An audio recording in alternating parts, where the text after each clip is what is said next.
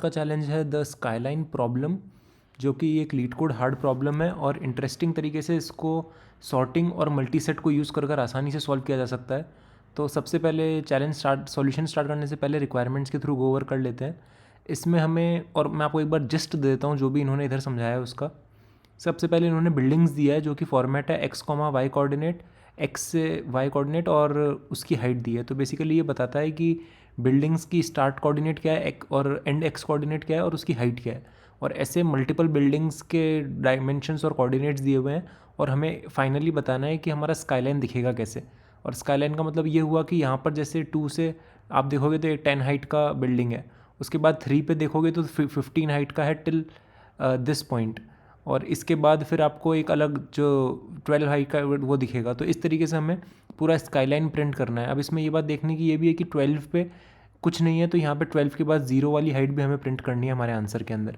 तो इस तरीके का आउटपुट देना है और हमें इनपुट में सिर्फ बिल्डिंग्स की एक लिस्ट दी हुई है जो कि स्टार्टिंग कोऑर्डिनेट, एंडिंग कोऑर्डिनेट और हाइट बताएगी कि उस बिल्डिंग की हाइट कितनी है।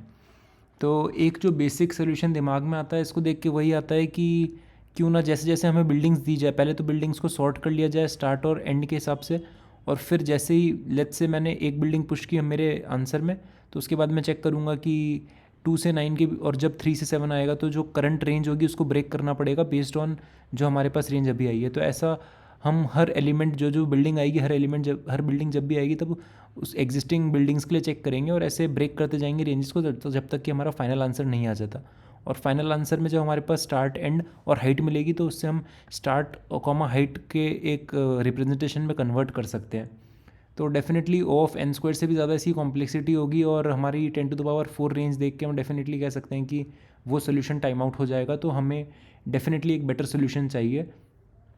उस बेटर सोल्यूशन को हम अप्रोच करने के लिए सबसे पहले तो स्टोर करेंगे हमारी जो बिल्डिंग्स है उनको, और उनको सॉर्ट कर देंगे लेफ़्ट कॉमा राइट, जो उनके कोऑर्डिनेट्स होंगे बेस्ड ऑन दी हाइट उनको सॉर्ट करेंगे। और हम एक इंटरेस्टिंग वे से फाइंड आउट करेंगे कि जो हमारे स्टार्टिंग लेफ़्ट कोऑर्डिनेट्स हैं वो कौन कौन से हो सकते हैं। तो लेट्स सबसे पहले स्टार्ट करते हैं, कोड से काफ़ी इजीली समझ में आ जाएगा।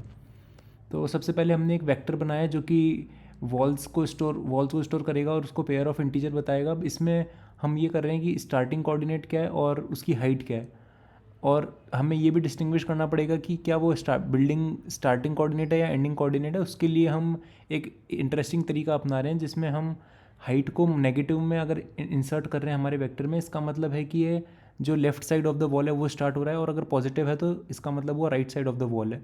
तो इस तरीके से हमारा वॉल्स वेक्टर तैयार हो जाएगा और उसके बाद हम सॉर्ट कर देंगे। अब सॉर्ट करने से हम 2-3 चीज़ें सॉर्ट कर रहे हैं हमारी यहाँ पे। पहली चीज़ तो ये कि हमें पता चल जाएगा कि स्टार्टिंग कोऑर्डिनेट्स में सबसे पहले कौन से वाली बिल्डिंग स्टार्ट हो रही है, तो हम लेफ़्ट से राइट में आइटरेट करके हमारे आंसर को फाइंड कर सकते हैं।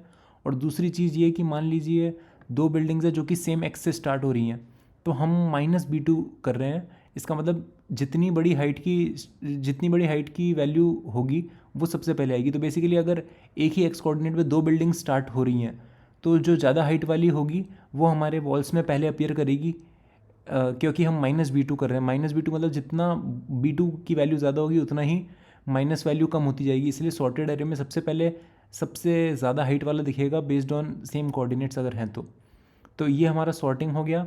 अब उसके बाद हमने एक वेक्टर बना लिया आंसर, जो कि हमारा जिस फॉर्मेट में हमें आंसर चाहिए जो कि स्टार्ट कॉमा हाइट का फॉर्मेट है उसमें हम हमारा आंसर रिटर्न करेंगे। और एक लेफ़्ट वॉल हाइट्स हमने वेक्टर बना लिया, जो वो मल्टीसेट बना लिया, जो कि हमें बताएगा कि स्टार्टिंग लेफ़्ट वॉल्स की क्या क्या हाइट है करेंटली जितना हमने आइटरेट किया उसके बेसिस पे। और टॉप हमें बताएगा कि मैक्सिमम हाइट अभी तक हमने कितनी देखी हुई है ऑन आवर जो कि हमारे लेफ़्ट वॉल हाइट्स में उसमें हमें बताएगा कि टॉप वैल्यू क्या है। तो हमने वॉल्स पे आइटरेट करना स्टार्ट किया। अब हमने चेक किया कि क्या ये लेफ़्ट वॉल है। अगर लेफ़्ट वॉल है तो लेफ़्ट वॉल हाइट्स में इंसर्ट कर दो जो भी इसकी स्टार्टिंग हाइट है वो। और अगर लेफ़्ट वॉल नहीं है इसका मतलब ये राइट वॉल है। राइट वॉल है इसका मतलब लेफ़्ट वॉल इसके रिस्पेक्टिव जो लेफ़्ट वॉल थी वो ऑलरेडी अपीयर कर चुकी है, तो वो हमें रिमूव करनी पड़ेगी हमारे लेफ़्ट वॉल हाइट्स में से।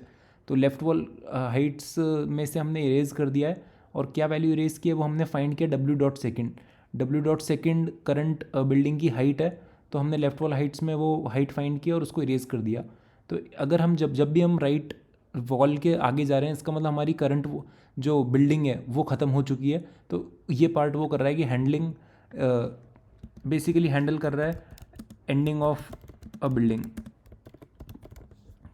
और क्योंकि हमारा लेफ़्ट वॉल हाइट सिर्फ लाइव जो वॉल्स हैं या फिर लाइव जो हमारी बिल्डिंग्स हैं उन्हीं को स्टोर करेगा, इसलिए हम एंड में यहाँ पर रिमूव कर रहे हैं। और एंड में हम चेक कर रहे हैं कि क्योंकि हो सकता है हमने लेफ़्ट वॉल हाइट्स को हमने इंसर्ट किया हो, तो हो सकता है हमारे पास एक नया टॉप आ गया है, बेसिकली नई हाईएस्ट बिल्डिंग आ गई है जो कि करंटली एग्जिस्टिंग बिल्डिंग्स में है। तो उसके लिए हमें आंसर हमारा अपडेट करना पड़ेगा।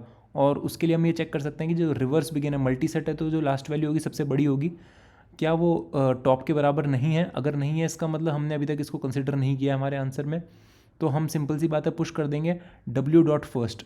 W.first हमें बताएगा कि ये कहाँ से स्टार्ट हो रही है बिल्डिंग, और हमारा टॉप को हम असाइन कर दे रहे हैं, लेफ़्ट वॉल हाइट्स का जो मैक्सिमम वैल्यू है उसको असाइन कर दे रहे हैं। तो इस तरीके से हमारा आंसर, जब भी हम नया टॉप फाइंड करेंगे, तो जैसे यहाँ पर हमने इस केस में हम सबसे पहले टॉप हमारा होगा 10, तो हम 2 के साथ 10 अपडेट कर देंगे। फिर हम जब हमारी ये बिल्डिंग आएगी 3 वाली, तो हम 3,15 अपडेट कर देंगे। फिर हम जानते हैं कि 7 पे ख़त्म हो रहा है और ये ऑलरेडी 5,12 है, तो ये हमें 7 पे हमें ये मिल जाएगा कि ये वाली बिल्डिंग की हाइट क्या है और जिसकी हाइट 12 है। तो इस तरीके से हमारा आंसर अपडेट होता रहेगा और हम आंसर को पुश बैक करते रहेंगे। तो इस तरीके से हम एंड में इसको रिटर्न आंसर कर देंगे। तो सिंपल सी बात है, हम टाइम कॉम्प्लेक्सिटी वाइज तो O ऑफ n ये है, और अंदर हम log n वाले काम कर रहे हैं क्योंकि एरेज हमारा log n में होगा, तो O of n log n इसकी टाइम कॉम्प्लेक्सिटी हो जाएगी।